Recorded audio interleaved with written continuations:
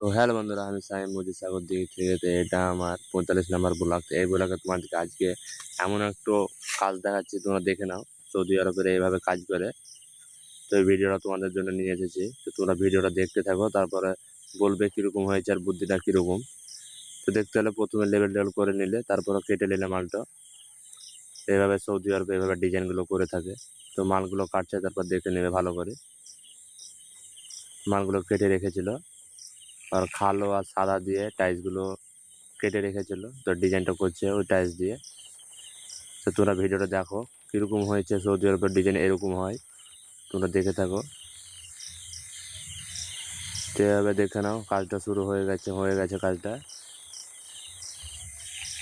তো এই টাইলস দিয়ে ডিজাইনটা করলে তো কীরকম হয়েছে তোমরা অবশ্যই কমেন্টে বলো আমাকে। দেখে নাও ডিজাইনটা। সৌদি আরবে এইভাবে কাজ হয়। যদি ভালো লেগে থাকে তো একটা লাইক করে দিবে।